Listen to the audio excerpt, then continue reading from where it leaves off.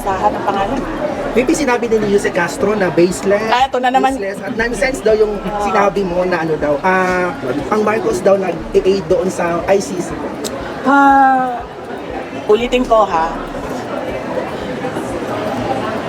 Si Claire Castro is a spokesperson of the President and the Office of the President. Or hindi ko alam kung kaninong spokesperson siya. Pero by the fact na spokesperson ka at merong seal ng Office of the President dyan, dapat maging professional ka sa mga sinasabi mo. She doesn't have the liberty na tulad sa atin, no, na pwedeng magsalita ng kahit anong iniisip natin at kahit anong opinion natin. Kasi nagsasalita tayo para sa sarili natin. Pero kapag may scene, sa likod mo, sa harap mo, kung ano yung professionalism na hinihingi galing doon sa opisina na yun, yung dapat ang ipakita at ibigay mo sa taong bayan. Kaya, again. Yan maliwanag. Maliwanag ICC.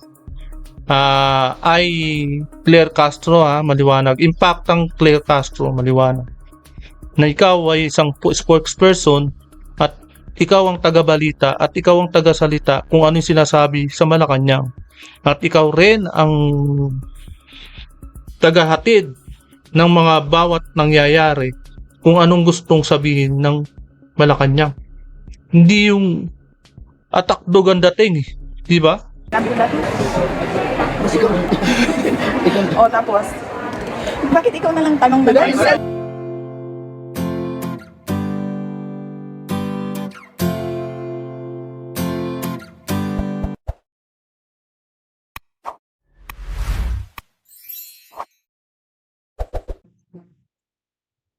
Kaya mga babayan, eto na naman. Eto at first time uli, kumbaga nagbabalik. Kumbaga na lagaling sa ibang bansa, eto muli na namang nagpaubaya ng panayam ang ating mahal na Vice-Presidente. Mulit-muli na nakapagbigay na naman ng pag-asang pahayag para sa sambayanang Pilipino.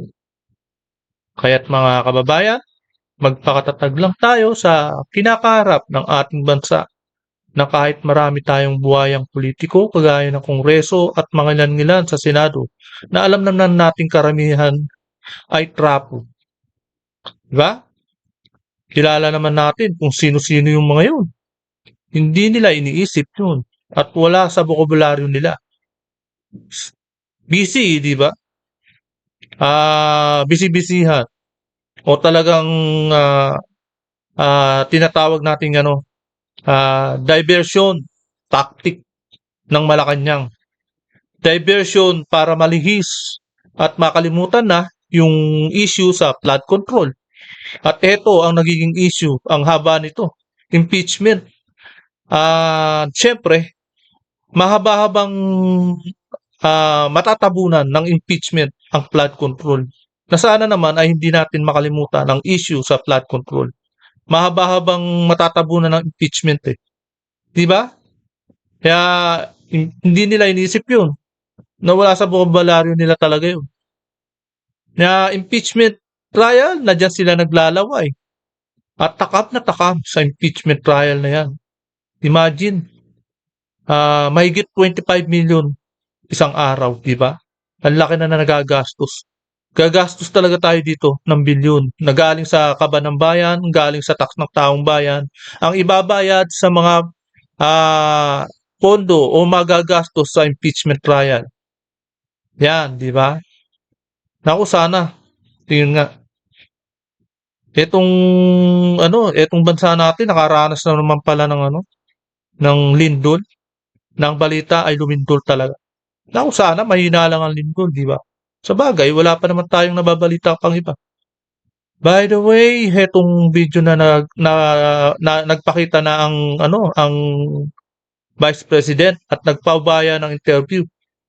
Si Vice Pangulo Inday Sara ay marami rin siyang sinagot sa bawat tanong na ibinato sa kanya. Yun, di ba? Ang daming tanong. Kaya ito yung wala kay Bongbong Marcos. Ito yung wala na pinagkakaguluhan siya. Si Bongbong Marcos iniiwasan. Hindi naman na-interview yun dahil marami namang ayaw magtanong dyan kay Bongbong Marcos. Yan yung wala sa kanya, yung pinagkakaguluhan. Di ba? Trust rating na lang eh. Eh kaya eto, number one siya. Yung tanong sa kanya, isa sa mga tanong dyan eh. Ano masasabi niya sa pagka number one niya na lalong tumataas dahil sa impeachment na yan. Kaya kung gusto nyo bumaba ang rating ni Vice President Inday Sara, eh di patigil nyo na impeachment. Kasi habang tumatagal, lalong lumalakas, tumataas eh. Di ba? Tapos nagpapadagdag pa yung mga senador na todo alam mo nyo yun, na nonsense, todo nonsense na mga tanong, yun yung lalo nagpapababa dahil yung mga Malacanang senador na yan, wala talagang kwenta at nonsense yung mga pinagsasabi at pinagtatatanong. Ganyan po ang nangyayari. Di ba? Etong mga ano na to, mga prosecutor, wala ring utak. Kasi hindi nila magawa ng paraan kung paano magkakaroon ng magandang ebidensya. Talagang mandaraya eh, talaga. Sa totoo lang, ang impeachment na to ay may pandaraya at may mga bendalo. Di ba? Tingnan na lang natin sa pinakatuktok. Sino ba yung pinakatuktok ngayon? Dalawa sila. Di ba? Si Gatchalian at saka si Escudero. Marami ang nagtataka eh. Ngayon, first time lang kasi dalawang tuktok, dalawang tao sa tuktok. Grabe. Kaya ito po no, bago po ang lahat, ay welcome po muna sa aking channel. Ito at muling nagbabalik ang inyong lingkod, Pads Press TV. Kaya panoorin po natin ang video nito kung saan pinagkaguluhan na naman ang ating Vice President Inday Sara at maraming sumalubong at katanungan tungkol sa mga nangyayari dito sa Pilipinas. Joyful ang ako ang mga pagbisita sa iyaha, and he has not lost his sense of humor. Na ay mga health issues gamay, pero thankfully addressed by the detention. Na-miss niya ang kadayawan. Yes. Second year na wala siya sa Davao. Yes, sigurado no. Mamiss niya ang ato ang mga kaigsuunang Dabawenyo, kauban niya sa pagsalmot sa ato ang kadayawan. But Pero ano no, na kapag kumbaga nakakahanga rin si dating Pangulong Rodrigo Duterte no. Imagine nakakulong ka, ilang taon ka na makukulong diyan. Nakakayanan talaga ni dating ating Pangulo na pala na si Rodrigo Duterte. Sabagay, gumagay ang pinakagamot diyan yung yung pamilya eh. Ang pinakagamot diyan yung pagdadalaw ng pamilya. Kumbaga, yung psychological, yung sa psychological na problema, naiibsan eh kapag may kausap na kapamilya, di ba? Pero kapag yung ilang taon siyang walang kausap na walang dumadalaw, ang hirap, no? Maapektuhan yung pag-iisip ng isang tao kapag laging naboboring. Di ba? Lagi ka lang nasa kwarto. Yun. Dapat sa kanya may radyo, tapos merong mga internet, 'di ba? Parang nanonood-nood minsan, 'di ba? Kaso baka ma-stress lang si Pangulong Duterte kung sakaling makapanood siya ng YouTube, no? Diyan sa bansa natin na nangyayari. May stress lang. Dapat hindi na panoorin yung mga nangyayari. Kumbaga yung mga good vibes lang ang dapat panoorin. Mga pelikula, di ba? Ganun dapat. ato ang kinabuhi na ay mga butang na kinahanglan nato buhaton no. So napoy mga milestones na dili nato maatenan. So hopefully next year or in the coming years maka-attend na siya sa ato ang kadayawan. Mas in-issue sa kanila yung pagpunta mo sa Quezon City Jail to visit the connected resort and Jigoy. Kung saan na pag-usapan? Wala namang, I don't see anything wrong with visiting persons deprived of liberty. Noong ako ay mayor pa, bumibisita ako dito sa Maa City Jail. Nagdadala kami ng mga regalo at tinatanong namin sila kung ano yung mga pangangailangan nila.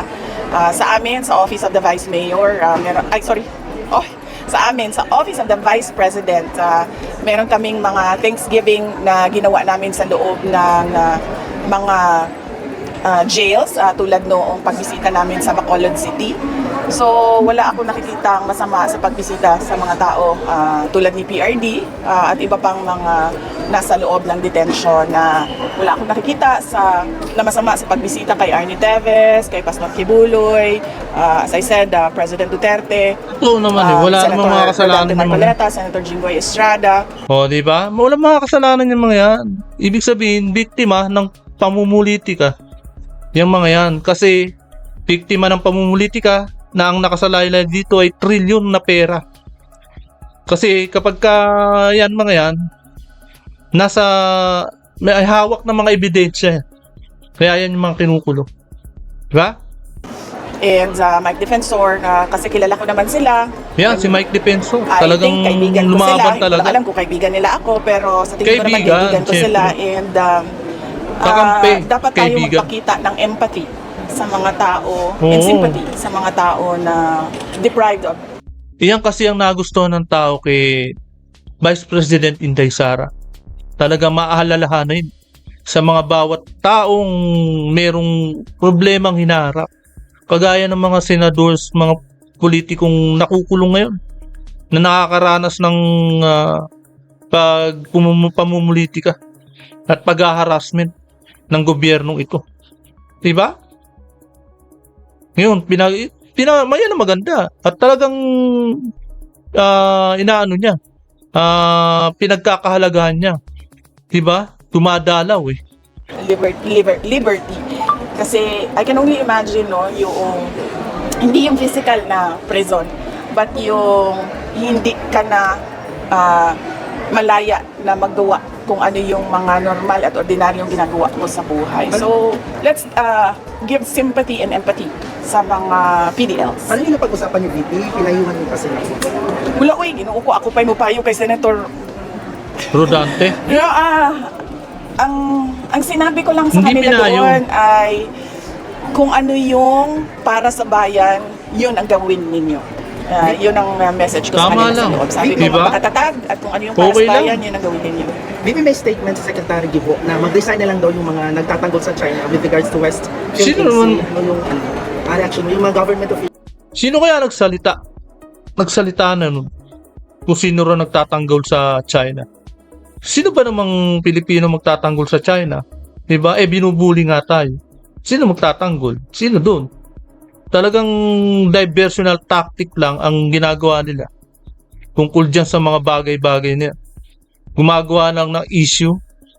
Kahit hindi naman daw napangalanan. O kahit wala naman silang proof kung sino-sino yun. Sa nagtatanggol daw sa China. On West Philippine Sea, mag-resign na lang daw. Sabi ni Gibo. Sino magre-resign? Siguro, para klaro sa lahat ng mga kababayan natin, dapat pangalanan kung sino yung mga officials na tinutukoy niya na nagde-defend sa China over the West Philippine Sea issue. Kasi hindi pwedeng magbitaw ka ng gano'n na salita, hindi mo naman pangalanan yung mga opisyal. At syempre, suspect, kahit ang presidente natin kasali sa suspect doon kasi walang pangalan, walang listahan ng pangalan. VP, sinabi din ni Jose Castro na baseless. Ito na naman. Baseless at nonsense daw yung sinabi mo na ang Marcos daw nag-aid doon sa ICC. Ulitin ko si Claire Castro is a spokesperson of the President and the Office of the President, o hindi ko alam kung kaninong spokesperson siya. Pero by the fact na spokesperson ka at merong C ng Office of the President dyan, dapat maging professional ka sa mga sinasabi mo. She doesn't have the liberty na tulad sa atin, na pwedeng magsalita ng kahit anong iniisip natin at kahit anong opinion natin kasi nagsasalita tayo para sa sarili natin. Pero kapag may scene sa likod mo, sa harap mo, kung ano yung professionalism na hinihingi galing doon sa opisina na yun dapat ang ipakita at ibigay mo sa taong bayan. Kaya, again, Yan maliwanag. Maliwanag ICC. Ay Claire Castro maliwanag. Impactang Claire Castro, maliwanag. Na ikaw ay isang spokesperson at ikaw ang taga-balita at ikaw ang taga-salita kung ano yung sinasabi sa Malacanang. At ikaw rin ang tagahatid ng mga bawat nangyayari kung anong gustong sabihin ng Malacanang. Hindi yung atakdog ang dating, di ba? O tapos, bakit ikaw na lang tanong na Wala, lang? wala, May wala, ganun. wala. advice ni isa-isa na kayo ng administration, especially yung mga senators na identified po sa inyo. Kapatid. Well, it shows kung ano yung pinagkakaabalahan ng administrasyon ngayon, ng gobyerno ngayon. Ang pinagkakaabalahan nila ay politika dahil nakikita natin na may pattern na. Hindi lang si dating Pangulong Rodrigo Duterte, hindi lang ako, Yeah. kundi lahat ng hindi sumunod sa palasyo kay President Marcos ay hinahabol, tinitira.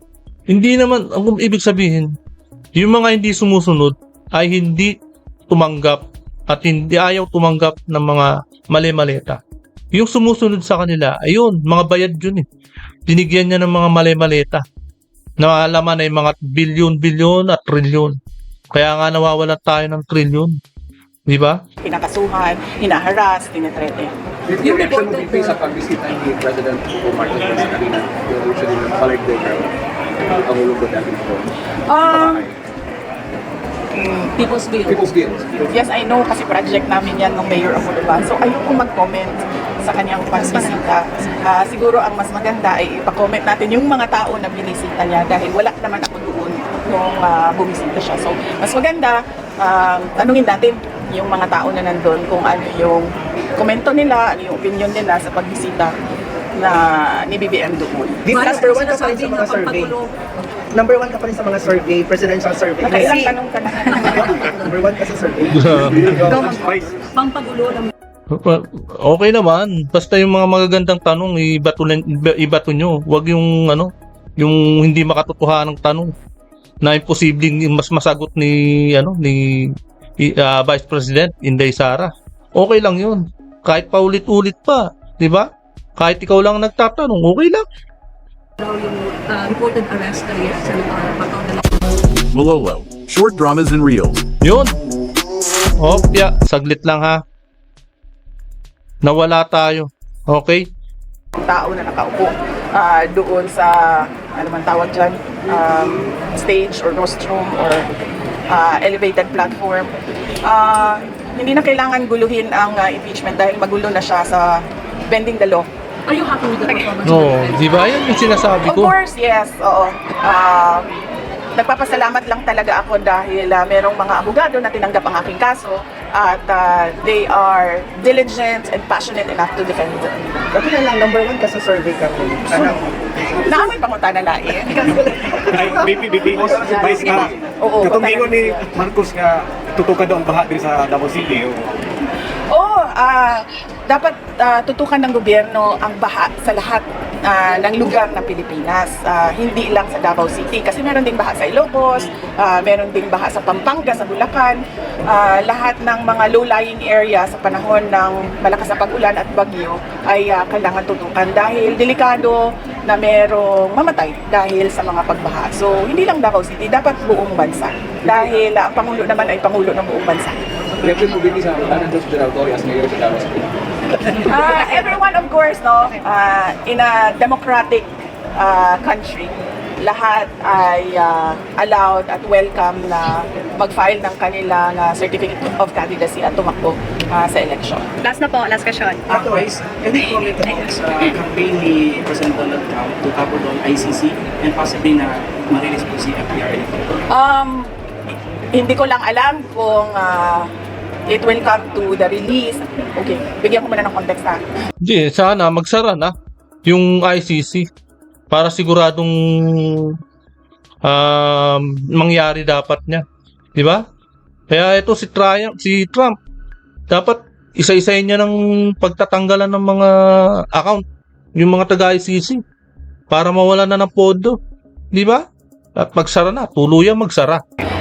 Yung kampanya ng Estados Unidos against the International Criminal Court, hindi ko lang alam kung aabot siya sa pagpapalaya kay dating Pangulong Rodrigo Duterte. Pero definitely pwedeng gamitin ng Estados Unidos na example yung kaso ni dating Pangulong Rodrigo Duterte sa pagiging isang biased political organization na Tapos, nangidnap. Yun yung matindi ron, yung kidnapping na ginawa kay dating Pangulong Rodrigo Duterte. ng ICC at not really a court of justice. Okay po. Thank you po. Number one ka sa presidential Okay. survey. Kung saan may balita, ana. Kung saan may baliw sa Consistent ka balita, na number one. ana. Always. Survey lang Consistent na sa kay- BP. Survey. Ilan Lagi, sila ka? saan Survey naman? lang dalawa sila. Gani, survey na gani na. Pati ako. Ano sa iyong reaction? Hindi ako makakomment sa mga surveys dahil hindi ko naman alam kung paano siya ginawa, saan siya ginawa, at sino ang nagpagawa sa kanya. Pero sa akin, sa lahat ng survey simula noong 2022 ay lagi ang aking pagpapasalamat sa taong bayan dahil patuloy yung kanilang pagtitiwala at suporta sa akin, sa aking mga kasamahan at sa tanggapan ng pangalawang Pangulo. Kahit na medyo hirap yung aming organisasyon dahil sa politika, sa paninira at sa pagpapahirap sa amin para gawin namin yung trabaho namin. Okay lang. Kumbaga, yung pagpapasalamat ni Inday Sara, yun na yun eh. Hanggang pagpapasalamat na lang siya. 'Di ba?